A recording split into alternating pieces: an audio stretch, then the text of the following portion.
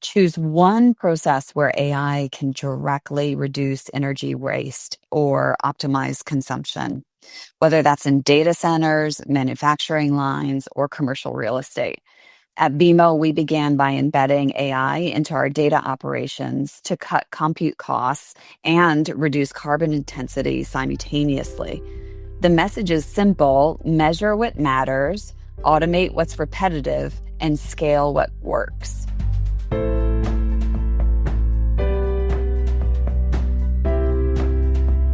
Welcome to Sustainability Leaders. I'm Michael Torrance, Chief Sustainability Officer at BMO. On this show, we will talk with leading sustainability practitioners from the corporate, investor, academic, and NGO communities to explore how this rapidly evolving field of sustainability is impacting global investment, business practices, and our world. The views expressed here are those of the participants and not those of Bank of Montreal, its affiliates, or subsidiaries. Hello, I'm Melissa Fifield, head of the BMO Climate Institute, and I'm really excited about today's episode. We're hearing about AI every day in so many different applications. Artificial intelligence is a captivating technology that's rapidly evolving and energy intensive. As demand for computing power grows, so do the challenges of securing clean energy and modernizing our electrical grid. That's an important story for sure. But I think there's another one worth telling. AI can be a powerful tool for organizations to accelerate their energy transitions and improve resilience. And today I'm joined by my colleague, Kristin Milchanowski, Chief AI and Data Officer at BMO. We'll be exploring how AI can be a part of a corporate sustainability strategy and its potential to support positive and measurable outcomes. Welcome, Kristin. Thanks so much for joining me. Hi, Melissa. Thank you so much for having me. I'm really excited to talk to you about this. Let's start with some background. What led you to pursue a career in AI, and why does your role specifically encompass both AI and data? My path to AI began at the intersection of math, both quantitative mathematics and even a twist of quantum science. And early in my career, I saw how data wasn't just a byproduct of business, but it was really the raw material for decision advantage. And AI became a natural extension of that realization. And so today, as BMO's Chief AI and Data Officer, my mandate is really spanning both of those areas because you simply can't have one without the other. Data is the bloodstream, and AI is the intelligence that interprets it. So together, they really define how an organization learns, adapts, and competes. So interesting. I think, we're hearing so many companies that are exploring or implementing AI tools to help improve efficiency, boost productivity, reduce complexity. As AI becomes a core part of business strategy, why is it equally important to integrate it into sustainability planning from your perspective? AI isn't just a tool for efficiency, it's a catalyst for accountability. As firms weave AI into their strategic fabric, I see it as really mission critical to be woven into sustainability and sustainability planning. And it's because these same algorithms that can optimize growth can also optimize for carbon reduction, circularity, and also for social impact. So when AI is integrated into sustainability goals, it can transform ESG from a reporting exercise into a performance engine. And that's one that aligns profit with purpose. I love that. And I love that phrase, catalyst for accountability. I think that's so important and super interesting. You are obviously someone who monitors AI developments and use cases across industries, across geographies, certainly across North America. What are some inspiring examples you're seeing of AI producing more sustainable outcomes in particular? I used to spend a lot of time in college in farmland and cattle ranches. So I'm really passionate about following that space. One of my best friends owns one of the largest cotton fields in southern Texas. And in agriculture, computer vision is helping farmers use 40% less water while increasing yields. that is measurable difference. And so not only are you preserving our precious water supply, but farmers are able to increase their yields and then also sustain their families with the increased yields, also help benefit how much money they take home, right? And so I'm really excited about how computer vision is helping them in a real tangible way. Predictive maintenance is the other area across industrial equipment companies where we're seeing up to 20% emission reduction by empowering predictive maintenance with AI. So those are two industry specific areas. And then in banking, AI models are quantifying climate risk in lending portfolios, turning sustainability from a qualitative aspiration into a quantitative discipline, which is what I'm really passionate about. These aren't pilots anymore, they're proof points that intelligence and impact can coexist. I love that example about cotton in particular. In my background in the apparel industry, we know that cotton is a particularly thirsty crop. And I love that example specifically of the reductions it can help drive. And you're absolutely right. There's so many follow-on benefits from those reductions in resources. I want to pivot a little bit. At the Climate Institute, we do an annual survey of business leaders across the US and Canada, and we have found that a lack of data is a major barrier to a lot of business leaders to their own sustainability planning. How can AI help organizations identify relevant data sources, manage their data effectively? And you mentioned this earlier around ESG reporting, but report to stakeholders in a timely and accurate way. I see the biggest barrier to progress is insight. Most organizations don't lack a commitment around this. Their intent is in the right place. The lack of clarity on what data matters. And so AI can actually help surface hidden relationships across fragmented systems now. You don't have to have a perfect data environment anymore. So you can use AI to help predict what data signals are most material to your organization. And then you can automate the integration of that data into sustainability dashboards.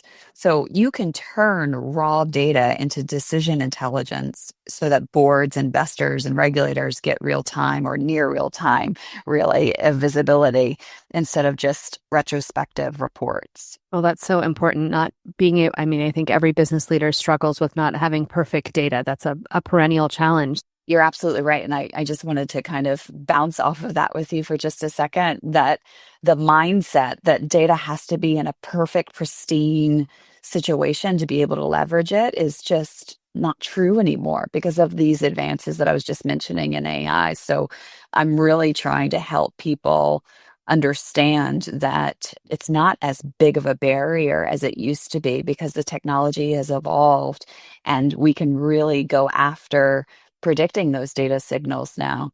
I think it's such an interesting parallel in sustainability in general. I think we, for decades have tried to chase perfect data and perfect reporting and precision. I think what we're seeing with the promise of some of these different AI-enabled applications is that the predictive element can yield the insights maybe that get you toward progress as opposed to perfection. And I think that's a really, really important development. And I think all of us listening would take progress and actionable insights all day over being paralyzed over whether or not something's going to be perfect a year from now. Absolutely. Across many industries, supply chains are really the source of a substantial part of a company's carbon footprint. What role do you see AI playing in optimizing supply chain logistics, or do you have specific examples of how companies are minimizing their environmental impact in their supply chains in particular? Supply chains are both a risk and an opportunity zone. So AI can dynamically optimize routes, predict demand surges, and identify suppliers with lower emissions or lower emissions intensity. Beyond logistics, though, generative AI can simulate supply chain scenarios to find lowest carbon pathways that still meet service levels, which I think is really important balance. Imagine every shipment, vendor, and process being continuously recalibrated for environmental and economic efficiency. I think that's what intelligent sustainability looks like. Absolutely. On a related note, again, I mentioned our business leaders survey, and over the years that we've found how a growing share of companies across the US and Canada, they are increasingly developing climate plans for their organizations. But what do you see as maybe some of the main challenges of integrating AI into existing sustainability frameworks? We've talked a little bit about precision versus progress and prediction. I'm just curious what you're seeing as some of the current challenges. The main challenge is not technical, it's more structural or organizational. Many sustainability frameworks were designed before some of this fancy AI, generative AI movement came along, and they focused on static metrics and annual disclosures. But AI thrives on feedback loops. So bridging that gap means redesigning governance models, retraining teams, and embedding AI literacy into ESG functions. It's about moving from compliance to continuous optimization. I think that's so great. It takes progress, not perfection, to the next level. As business leaders consider AI tools and solutions in the context of these sustainability plans, and as you said, embedding that AI literacy into their operations and maybe redesigning governance models, what are the ethical considerations to keep in mind? How do we keep that holistic view front and center as this AI train moves so rapidly?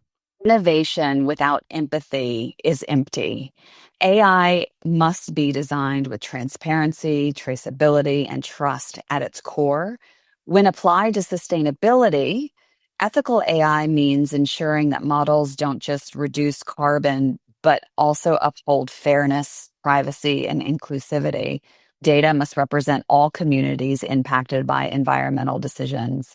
The North Star on this is really clear. Intelligence without ethics isn't progress, it's risk rebranded. Absolutely. Well said.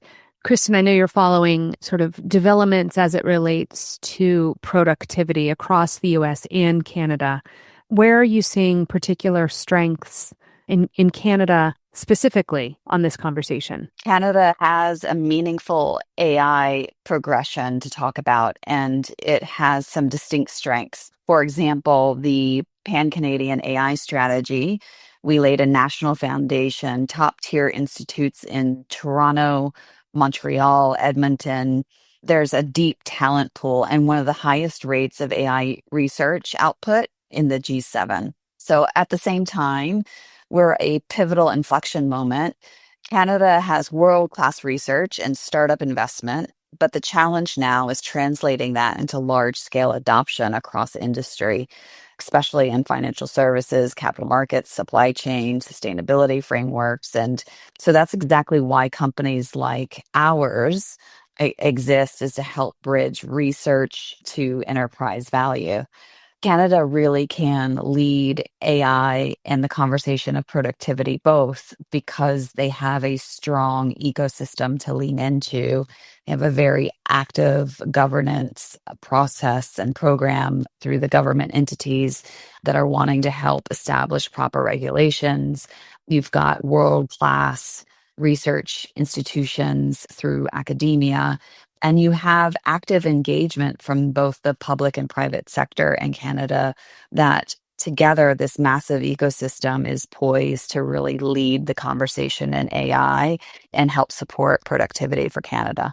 Based on your experience in AI strategy here at BMO, what, in your view, is one practical step that business leaders can take today to use AI in accelerating their energy transition? I recommend starting small but strategically. Choose one process where AI can directly reduce energy waste or optimize consumption, whether that's in data centers, manufacturing lines, or commercial real estate. At BMO, we began by embedding AI into our data operations to cut compute costs and reduce carbon intensity simultaneously. The message is simple: measure what matters, automate what's repetitive, and scale what works. And for those leaders who want to go deeper, moving beyond experimentation and truly institutionalizing intelligence, I can offer the audience that my book is going to be coming out at the end of March, Return on Intelligence. It's a strategic playbook for scalable AI agents. It's not just about technology, but it's about leadership discipline. And so, Melissa, in the book, we lay out how to design AI agents as digital coworkers and to modernize data foundations and build these measurable returns on intelligence. And it spans across growth, efficiency, risk. There's a lot of good nuggets in there as a roadmap for turning AI from potential to performance. That's exciting. I can't wait to read it. I have maybe a more personal question for you. In your everyday life, either personally or professionally, what's your favorite or maybe most used AI prompt? I don't know if I have a favorite most used prompt, but I can share my tip and trick for prompt engineering, which is start by telling your generative model of choice who it is and who you are. So if I am wanting to ask about the best barbecue recipe, I'm going to tell it that it is the world's leading pitmaster and that I am a novice barbecue chef with a simple grill. By telling it very specifically who it is and who you are, it answers the question a whole lot more directly the way that you need it to be answered just by that simple little trick. That's so fantastic. That's such a good insight. It provides the context necessary to get the answer that you actually want. I'm going to try that today. Before we wrap up, anything else you'd love to share with this audience, which I'm sure comes from a broad spectrum of understanding and appreciation for what AI is and what it has the potential to do, but anything else you'd like to share with our audience today? I often get this question about, is AI going to take my job? And I do like to weave this in that AI is not replacing human intelligence. It's an extension of it. The future is going to belong to organizations that treat AI not as a technology product or a technology project, but as a leadership discipline. The question isn't whether AI can accelerate sustainability. It's really about if we have the courage to lead with intelligence and integrity along the way. And I know we do at BMO, and I know our listeners really do have that courage to lead that way. The energy transition sometimes can be seen as a destination, but really we can see it as a direction, and we can leverage AI to get us there faster and smarter and uphold all of our ethical values and responsibility that we need to have. I think that's so true. It's really a transformation, and we need all the tools in our arsenal. So many good gems in today's conversation, Kristin. Thanks so much for joining me and sharing your insights with our audience. Appreciate it. Thank you.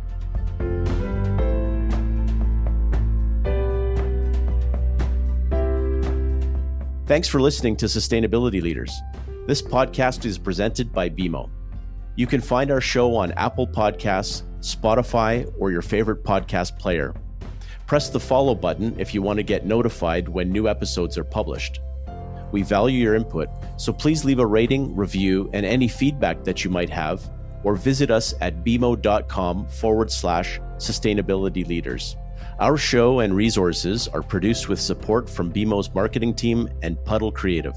Until next time, thanks for listening and have a great week. For BMO disclosures, please visit bmocm.com/podcast/disclaimer